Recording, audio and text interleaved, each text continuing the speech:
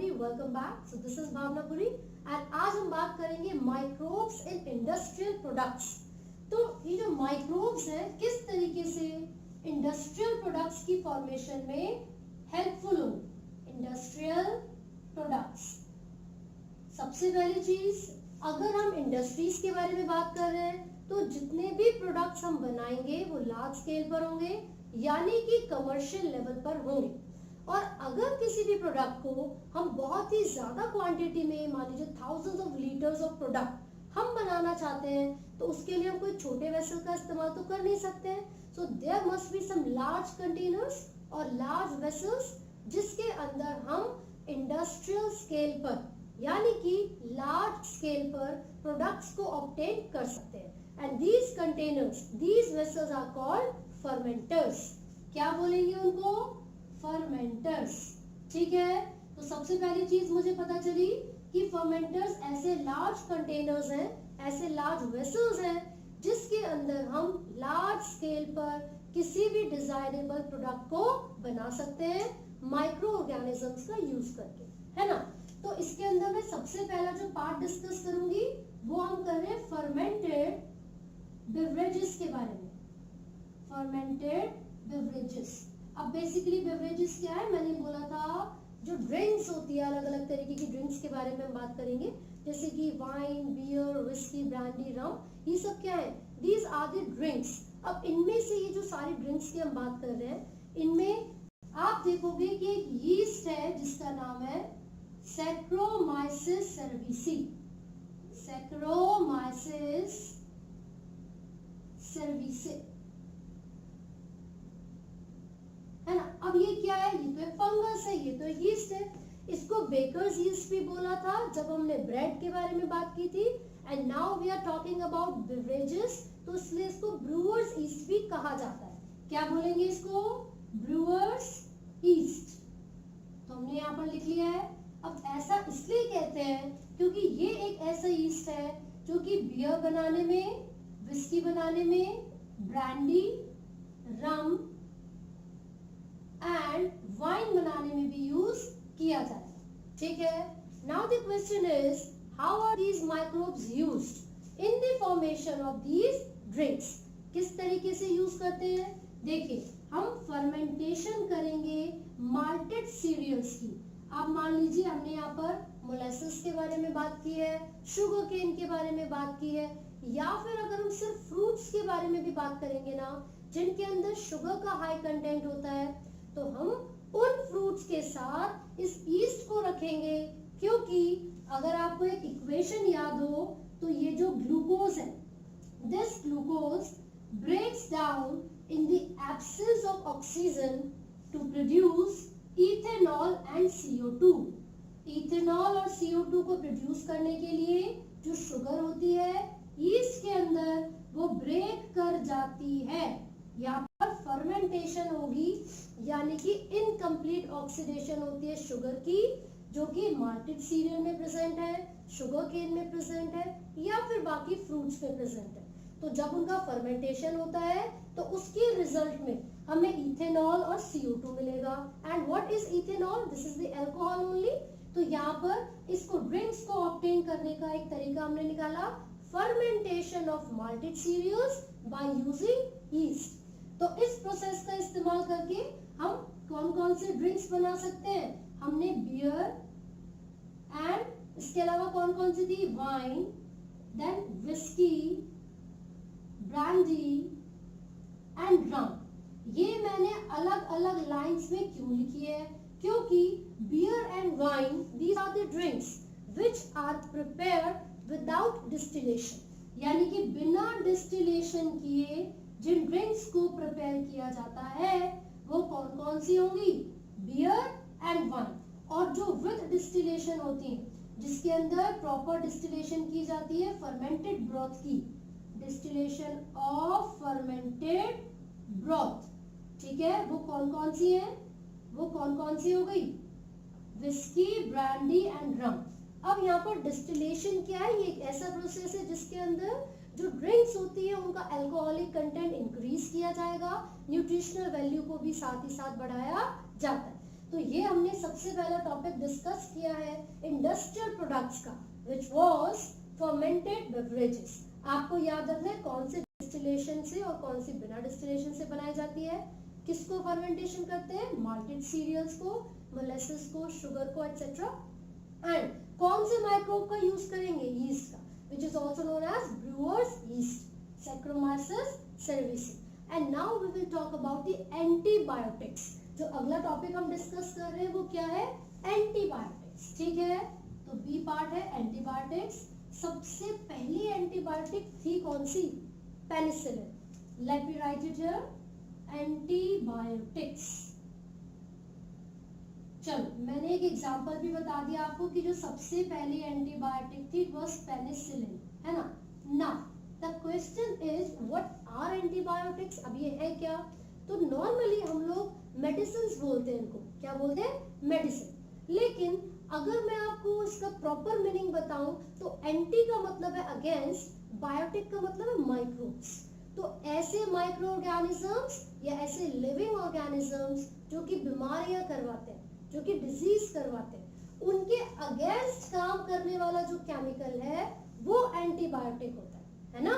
तो यहाँ पर पेनिसिलिन का एक एग्जांपल मैंने लिखा हुआ है। ये जो पेनिसिलिन है इसको सबसे पहले डिस्कवर किया गया था and the name of scientist is Alexander Fleming. Alexander Fleming, इन्होंने सबसे पहले डिस्कवर किया था इस एंटीबायोटिक को, first antibiotic which was penicillin. और किस तरीके से या फिर कौन से माइक्रो ऑर्गेनिज्म से ऑब्टेन किया था? वो एक फंगस थी जिसका नाम था penicillium notatum. Penicillium notatum. So ये एक फंगस थी जिसका इस्तेमाल करके पेनिसिलिन एंटीबायोटिक को ऑब्टेन किया था अलेक्जेंडर फ्लेमिंग ने। ठीक है ना। अब कैसे ऑब्टेन किया? क्वेश्चन तो यही है, बहुत इंपॉर्टेंट है। ये जो एंटीबायोटिक की डिस्कवरी हुई, पेनिसिलिन की डिस्कवरी हुई, इसको चांस डिस्कवरी कहते हैं। चांस डिस्कवरी क्यों कहते हैं? देखो, ये जो अलेक्जेंडर फ्लेमिंग थे ये अपनी लेबोरेटरी में काम कर रहे थे एक बैक्टीरिया के ऊपर। काम कर रहे थे एक बैक्टीरिया के ऊपर, है ना। तो क्या होता है, हम ना बैक्टीरिया को कल्चरल मीडियम में ग्रो करवाते हैं। तो इन्होंने एक पेट्री डिश ली हुई थी। उस पेट्री डिश में ये जो स्टेफाइलोकोकाई है उस बैक्टीरिया को ग्रो करवा रहे थे। तो मैं लिख देती हूँ पहले स्टेफाइलोकोकाई या फिर कोकस। तो ये स्टेफाइलोकोकाई बैक्टीरिया को ग्रो करवा रहे थे एक पेट्री डिश में, प्रॉपर न्यूट्रिटिव मीडियम देकर, प्रोवाइड करके। सही है। अब पता है क्या हुआ, इनकी साली की थी शादी। अब भाई साहब बीवी परेशान करी, चलो चलो चलो 4 दिन है, कोई बात नहीं, चलो। इन्होंने सोचा मैं चला जाऊंगा 2 दिन तक, शादी अटेंड करके आ जाऊंगा फटाफट से 1-2 दिन में।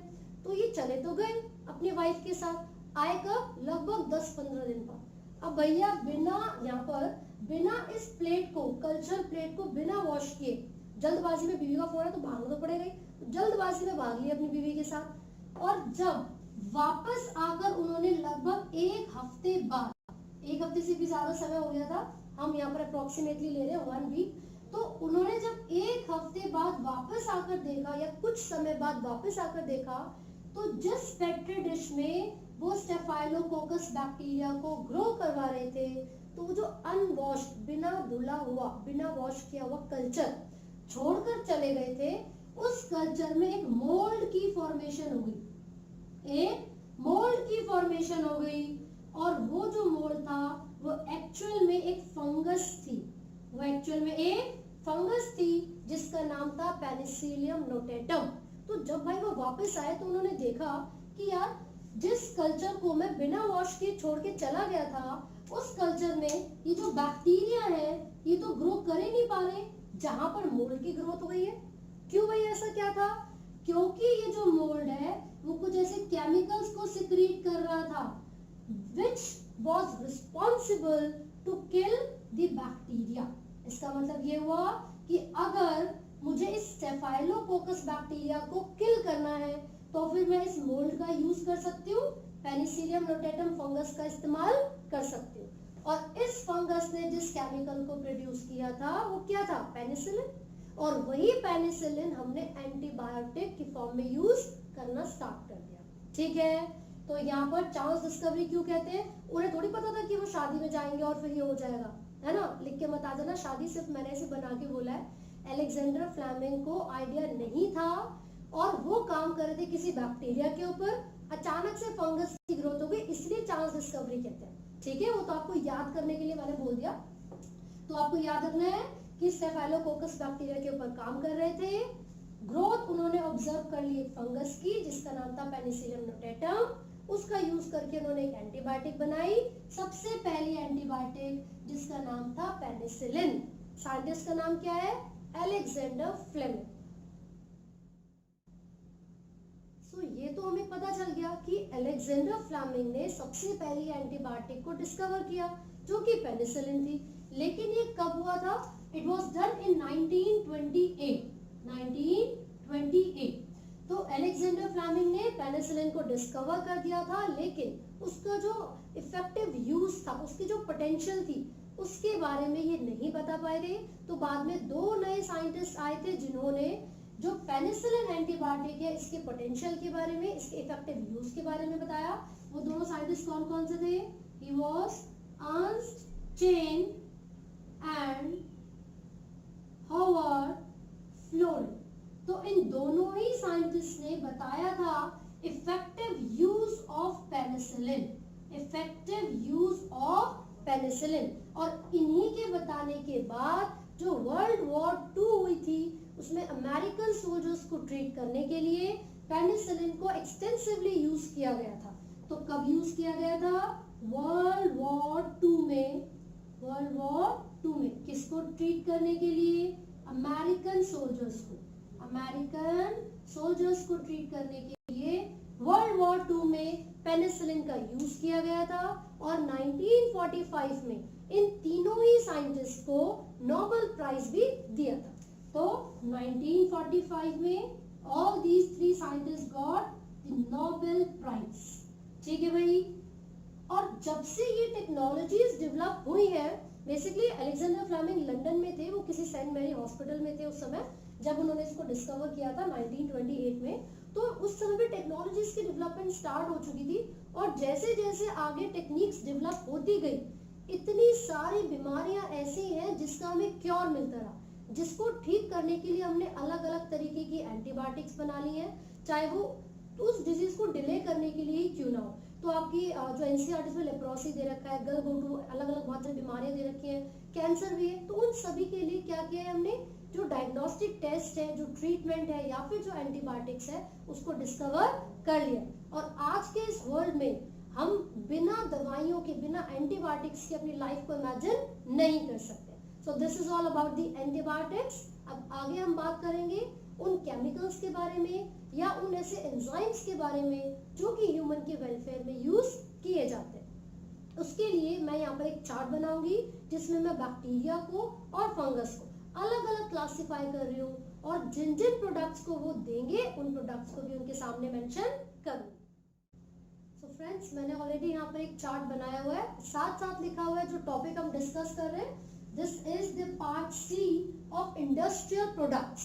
तो हम बात कर रहे हैं chemicals, enzymes and bioactive molecules की। तो यहाँ पर ये तीनों क्या है? These are the chemicals, ये जो कि बैक्टीरिया से ऑब्टेन किए जाते हैं। And this one is also a chemical which is obtained from a fungus। ठीक है, तो देखिए यहाँ पर क्लोस्ट्रीडियम ब्यूटाइलिकम एक ऐसा बैक्टीरिया है जो कि ब्यूट्रिक एसिड को प्रोड्यूस करने के लिए रिस्पॉन्सिबल है। इस ब्यूट्रिक एसिड को हम यूज कर सकते हैं अलग अलग तरीके से प्रिजर्वेटिव्स की तरह यूज कर सकते हैं। ठीक है, जो लैक्टिक एसिड है, मैंने आपको बताया था कि मिल्क को कर्ड में बदलने के लिए लैक्टिक एसिड का यूज होगा। देन एसिटिक एसिड, अगेन इसको विनेगर में या फिर जो प्रिजर्वेटिव्स है उसके अंदर भी यूज किया जाता है। तो विनेगर क्या है? कौन सा एसिड होगा?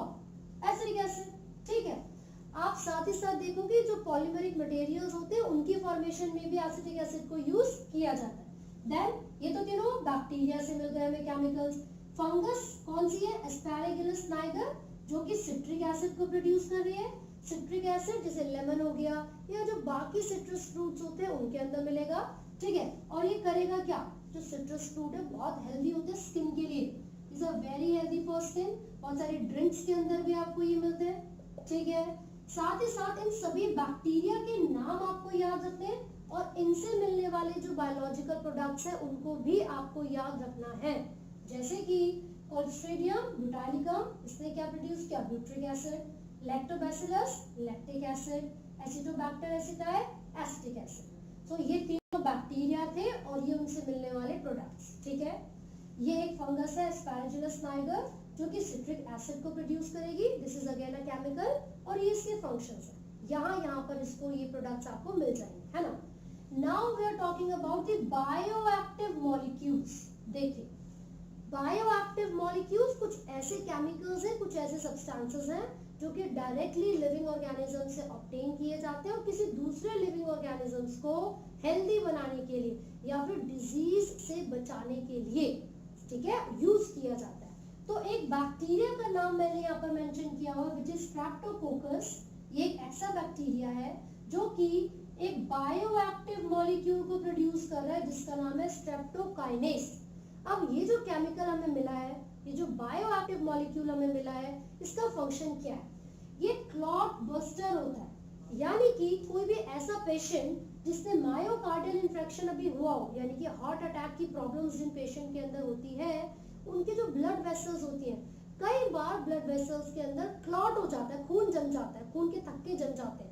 तो उन क्लॉट को बर्स्ट करने के लिए, ताकि जो ब्लड का फ्लो है वो ब्लड वेसल्स में आसानी से हो सके, तो क्लॉट को बर्स्ट करना जरूरी होता है। And in order to burst the clot किसको यूज करेंगे, स्ट्रेप्टोकाइनेस को। क्लियर हो गया। दूसरा, अब फंगस की बात कर रहे हैं। ट्राइकोडर्मापोलिस्पोरम एक ऐसी फंगस है जो कि साइक्लोस्पोरिन ए, ये बायोएक्टिव मॉलिक्यूल है, इसको प्रोड्यूस करेगी। And how is this molecule important, क्योंकि ये इम्यूनोसप्रेसिव एजेंट होता है।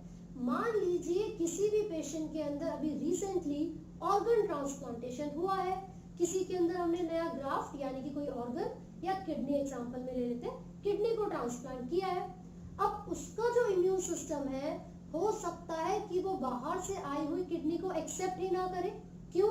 क्योंकि अगर उसका इम्यून सिस्टम स्ट्रांग हुआ तो उसे ये लगेगा कि ये किडनी तो फॉरेन पार्टिकल है और वो उसको रिजेक्ट भी कर सकता है। तो क्योंकि अभी अभी किडनी ट्रांसप्लांटेशन हुई है, ऑर्गन ट्रांसप्लांटेशन हुई है, तो उसका इम्यून सिस्टम को हमें थोड़ा सा वीक करना होता है, सप्रेस करना होता है। इसीलिए पेशेंट को साइक्लोस्पोरिन ए के इंजेक्शन लगाए जाते हैं ताकि जो फॉरेन बॉडी या ऑर्गन उसके अंदर इंट्रोड्यूस की गई है वो उसको एक्सेप्ट कर सके, उसके इम्यून सिस्टम को सप्रेस किया जा सके, ठीक है। Another one is Monascus purpureus. ये एक फंगस है जो कि एक बायोएक्टिव मॉलिक्यूल को प्रोड्यूस कर रही है जिसका नाम है स्टेटिन्स। और ये statins blood cholesterol lowering agent होता है, यानी कि किसी की भी बॉडी में जो कोलेस्ट्रॉल का अमाउंट है उसको कम करेगा। अब कैसे कम करेगा, ये कॉम्पिटिटिवली इनहिबिट करता है, competitively inhibits the cholesterol synthesizing enzymes, यानी कि कोलेस्ट्रॉल को बनाने वाले जो एंजाइम्स हैं, ये उन एंजाइम्स के साथ जाकर क्या करेगा, कॉम्पीट करेगा और इनहिबिट कर देगा, रोक देगा कोलेस्ट्रॉल की सिंथेसिस को, यानी कि फॉर्मेशन। क्लियर हो गया। तो हमने एंजाइम्स के बारे में बात नहीं की है, केमिकल्स और बायोएक्टिव मॉलिक्यूल्स का डिस्कशन कर लिया। अब हम एंजाइम्स के बारे में बात करेंगे। तो वो कौन कौन से एंजाइम्स हैं जो कि हम यूज कर सकते हैं। देखिए, एक एंजाइम है लाइपेज। लाइपेज एक ऐसा एंजाइम है जिसको डिटर्जेंट की फॉर्मुलेशन में यूज किया जाता है। क्यों भाई? क्योंकि जो लाइपेज है वो रिस्पॉन्सिबल है डर्ट को, ऑयली स्टेन्स को या फिर जो भी गंदगी होती है उसको रिमूव करने के लिए फ्रॉम लॉन्ड्री। तो जितने भी गंदे कपड़े होते हैं उनके ऊपर से ऑयल को या डर्ट को रिमूव करने के लिए लाइपेज बहुत इंपॉर्टेंट फैक्टर की तरह काम करेगा। इसीलिए डिटर्जेंट की फॉर्मुलेशन में लाइपेज को यूज किया जाता है, ठीक है। Another enzymes are pectinase and proteases. अभी जो पैक्टिनेज और प्रोटीएज एंजाइम्स हैं वो किस तरीके से हमारे लिए हेल्पफुल है। अगर आपने कभी ऑब्जर्व किया हो कि जो बॉटल जूसेस होते हैं जैसे ट्रॉपिकाना, रियल जूस जो हम बाहर से खरीद के लाते हैं टेट्रा पैक, वो बहुत ज्यादा क्लियर होते हैं, बहुत ही ज्यादा क्लीन होते हैं उनके कंपैरिजन में जो कि हम अपने घर में बनाते हैं, है ना। तो ऐसा क्यों होता है? ऐसा इसलिए होता है क्योंकि जो बाहर से हम बॉटल जूस लेकर आते हैं, पैक जूस जो पैकेट है जूसेस के वो लेकर आते हैं, उसके अंदर कुछ एंजाइम्स होते हैं जो कि प्रोटीन को डाइजेस्ट कर लेते हैं, जिस वजह से वो पल्प उनके अंदर नहीं आती है और घर में बने हुए जूस के अंदर आती है। तो आपको बताना है क्योंकि जो बॉटल जूसेस होते हैं उनके अंदर पैक्टिनेज और प्रोटीज एंजाइम्स को ऐड किया जाता है और ये डाइजेस्ट कर देते हैं उनके प्रोटीन को, डाइजेस्ट दी प्रोटीन्स।